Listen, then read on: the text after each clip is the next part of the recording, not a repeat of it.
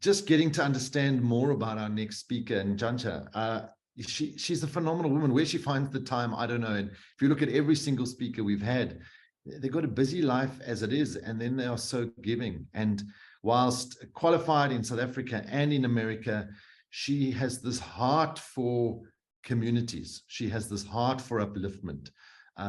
She serves on so many different boards and trustees, everything from the Hollard Foundation down to some smaller community projects. And she's just by nature such a giving person, a social worker, a businesswoman, a philanthropist, and a stakeholder engagement specialist, because she can take different stakeholders, different levels of society, and bring them all together for such amazing work, and really a session around hope and inspiration, and so much more. Ntjantja, thank you so much for joining us today, and really appreciate your time and your session.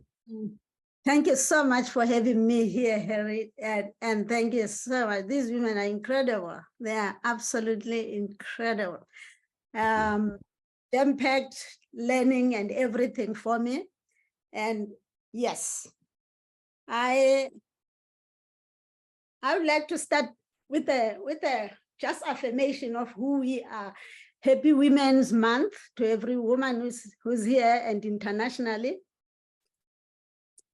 And we didn't get this month because we were just sitting there. We fought for this month. So I want us to start with that everything we have as women, we should have the confidence that we fought for this, it's ours, and therefore, and we are continuing to pay for it as well. So it's paid for, and we are going to continue paying it forward.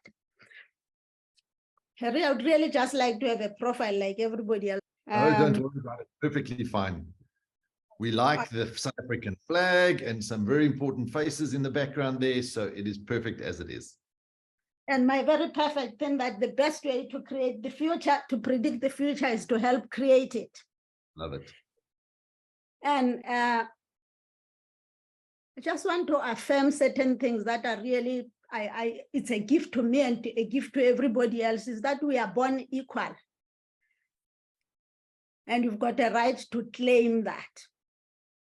And we are born enough. We've got enough raw material to build on to whatever dream we want and whatever direction we want to take. And these women that have spoken today actually are just an example of what that is, that we are born enough raw material and we can just build on it.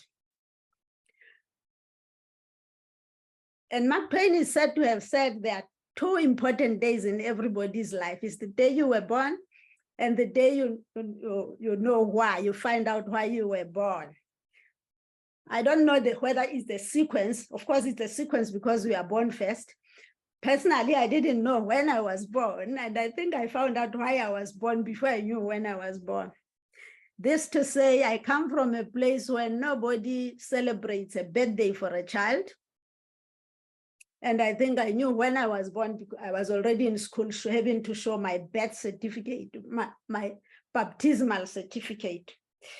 So my story, I want you to imagine, I was born in a rural area in Matatiele. It's in the Eastern Cape, if you know any bit about this country. Beautiful, picturesque place. And I want you to picture a little girl standing at the gate in front of a mud hut. In the morning, I guess it was 7 o'clock or something, and crying her heart out or her lungs out, whatever you cry out.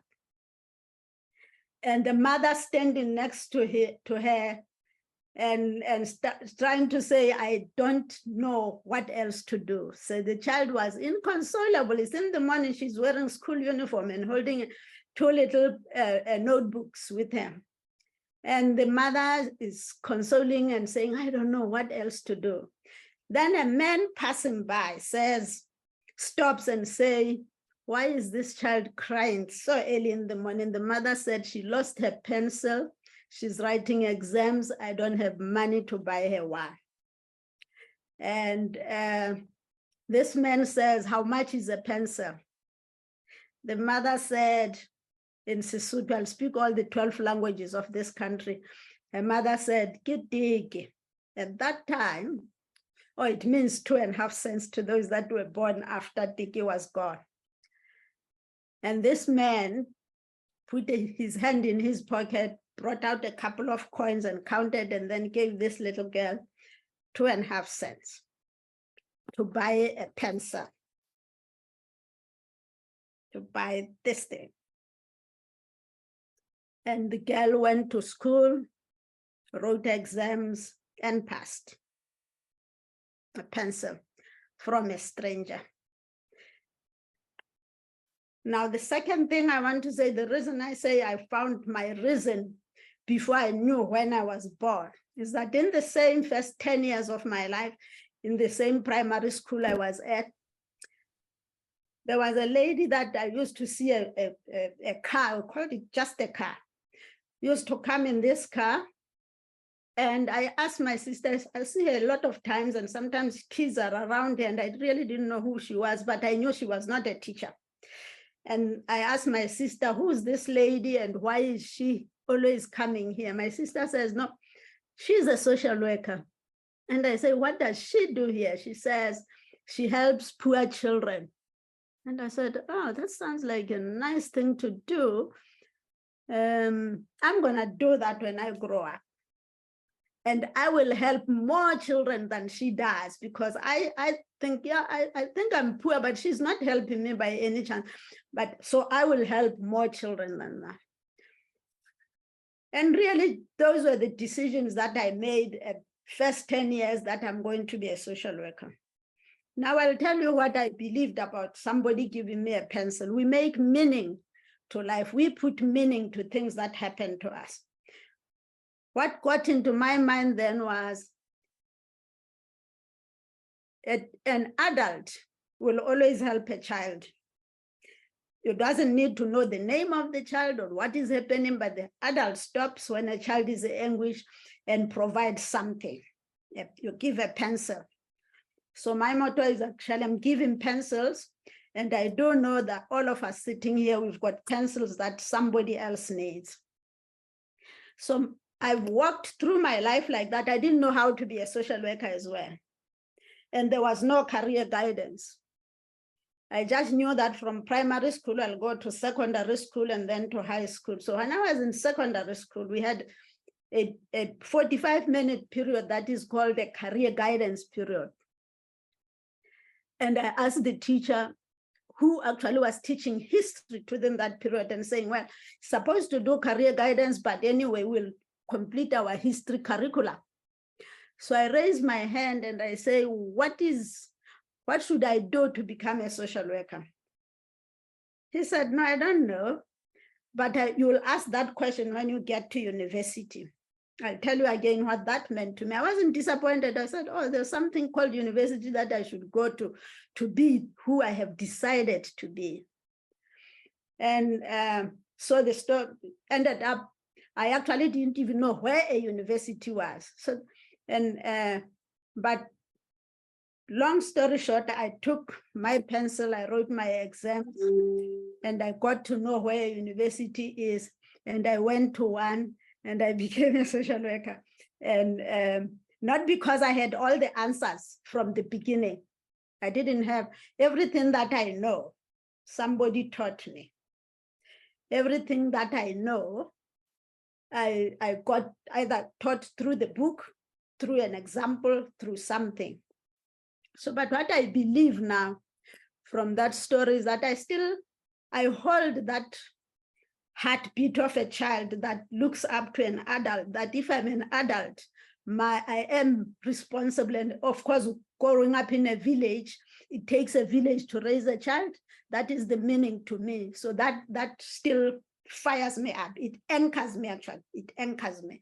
I am part of the village. So it's more about the license to become the part of the license I give myself to be equal, the license I give myself to know that I've got the raw material, but also to know that I don't know everything, but somebody else on my way to where I'm going will give me what I need to have in order to get there. And I have learned that life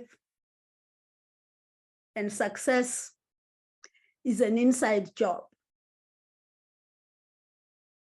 Really understanding who I am, who I'm born of, it's actually where I get my strength from and why I was born. It really just gives me all the essence of being part of this whole world and this incredible country, actually.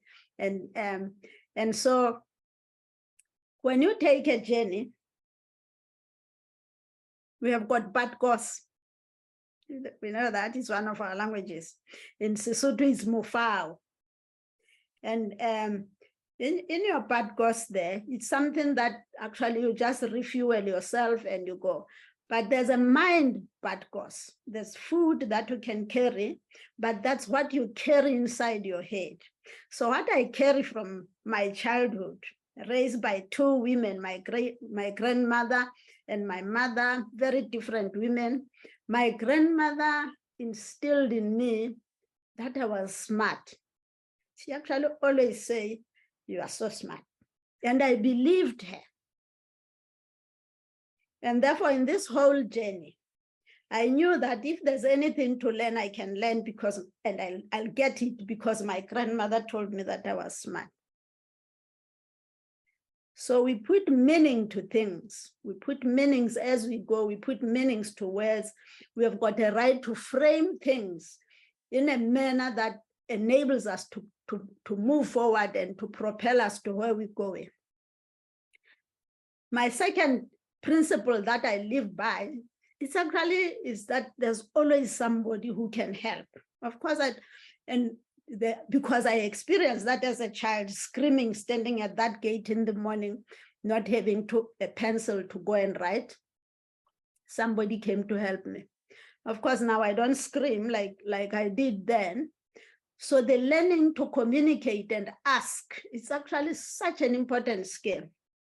And one of the things that I know work for me all the time is that because I know I don't know everything, but I know the things that I know, I have no problem telling people I have no idea how this thing works.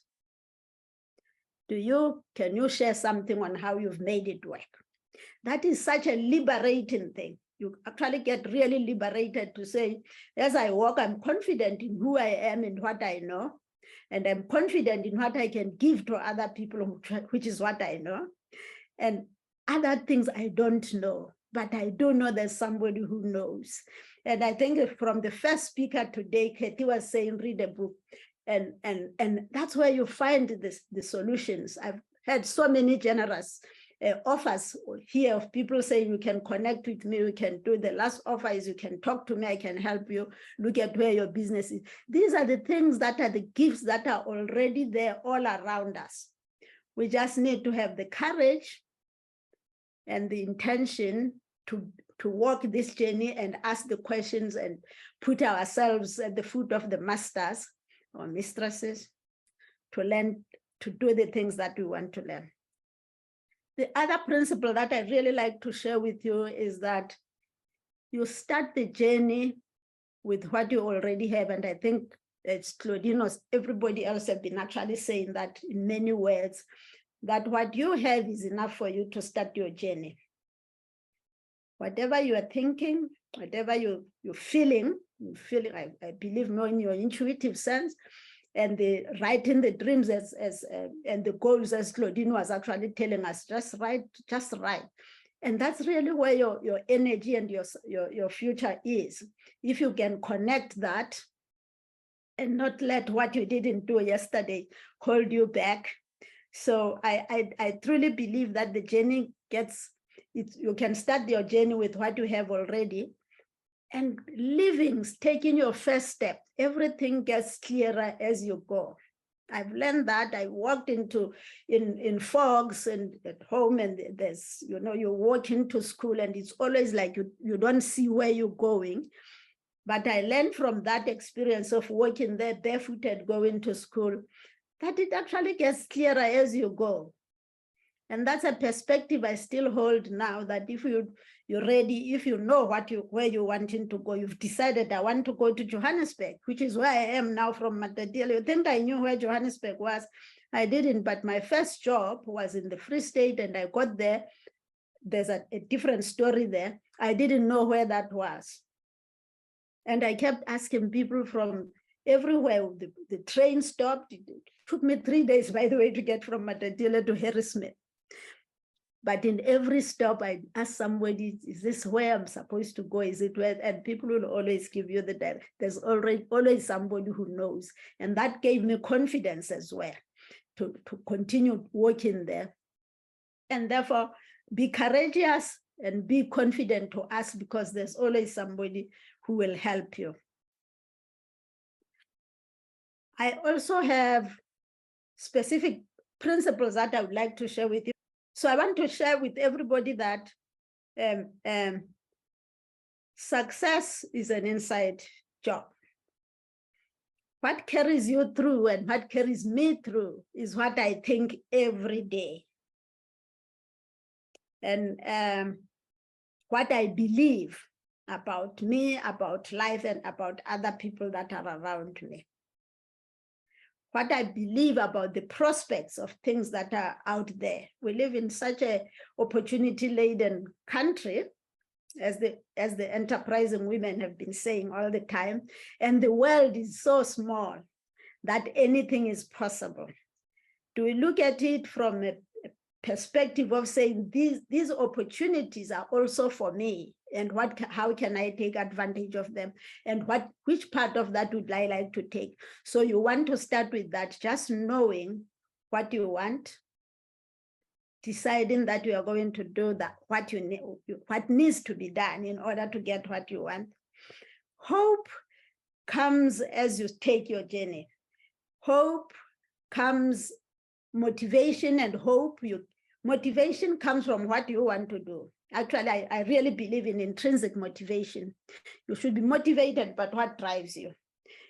Outside environment fosters that, because as you walk, you'll find that you'll attract those things that make you grow and take you to the next step in your journey. So I actually really believe that working inside your head, working on your belief, working on your gift, working on your talent, working on the premise that you are already enough, you've got the raw material. Really, the journey is about finding, sifting over the things, looking for what you already have seen in your mind's eye. Your mind's eye have already given you that. So you want to know, you create an environment that gives you, that fosters the things that you believe in.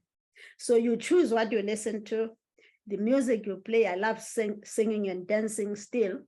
I love playing, which is why I used to lose my pencils and got into trouble. I still love playing, so I love fun. I love to be in an environment where there's energy flowing and people being themselves.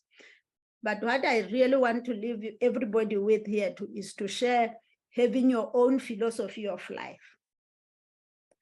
What is life to you? Is it a difficult thing to walk through?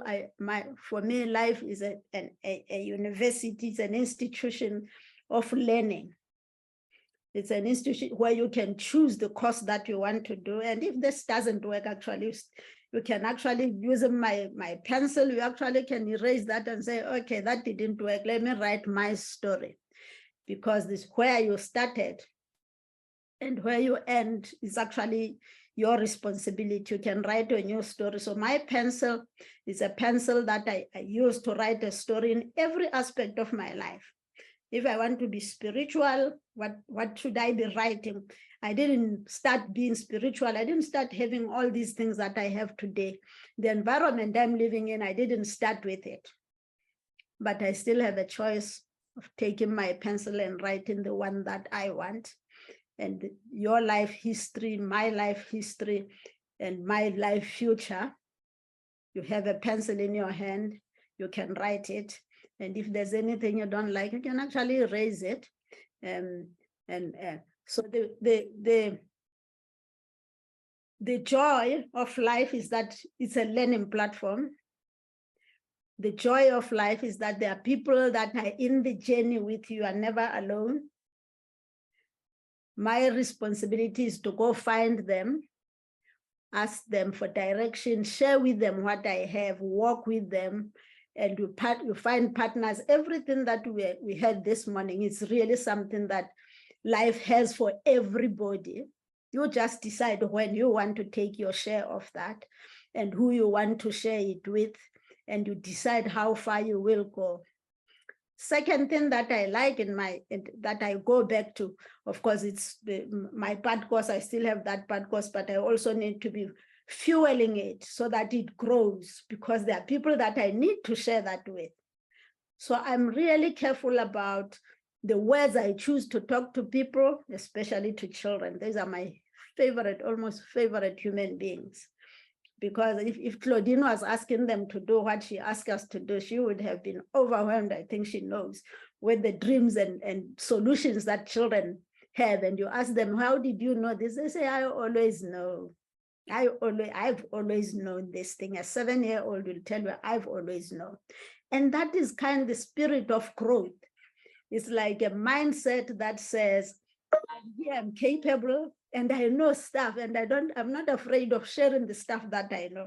It doesn't matter what you think about them. What you think about them is your problem, actually, not mine. That's how childlike it is. So I still have got that childlike heart, believing in people, believing in the human potential, knowing that I've got a responsibility to be part of this village, to give what I can give and to share what I can share, and to point people to the direction that I know, because we also have wonderful expressions from our languages here. And the Xhosa say, what you call coaching is because you are asking, mentoring is because somebody has already walked the distances we are walking. Your job is to ask the question. And it doesn't matter, people talk about their personalities, that I'm shy person. Shy person can talk and ask for direction. It doesn't mean, so it's really about what drives you from inside. What does your gut say? And then you can take it from there. And the second thing that I go back to in this journey, something I carry in this journey is a blanket. I think those who know, I'm from the blanketed tribe, Basotho. We wear blankets, not just for warmth. We wear blankets as an indication of embracing stuff. We bring our children up because we put them on their back and put a blanket. It's a sign of protection, is something else. And a blanket, you've got all colorful blankets, just like the country and the world we live in, really colorful, really. And every blanket has a design. You may not know this. So with that design, you choose the design you want. You choose the color that you want. You choose whether you want a design of a flower, a tree, a plant, or an animal, or a human. You actually just put that design. So what I would really like to say to people before I think I end my short talk sharing with you is that you have a pencil. I'm giving you a blanket. What design do you want on your blanket? What color blanket do you want? If you meet somebody on the road, what are you giving? What pencil are you giving out? Because all the gifts you have, all the journeys, the words you have of encouragement, of wisdom is what somebody else needs. And who are you as you walk out in your journey? Are you the kind of person that somebody else can cry to, or can stop and say, can you show me the direction to this next place? Because that's all that we need to do as human beings. Life is really simple. I always look for the obvious in life. The obvious things that everybody who has what I want has done these kinds of things, because those are the clues. I always want to remember the simple things in life. Pencil is what makes my life, what made my life to be where it is today. And I'll give pencils because I know what it can do to people. And pencils are different things. It's your talent, it's your space, it's what you have that you can share with somebody that inspires, that encourages, that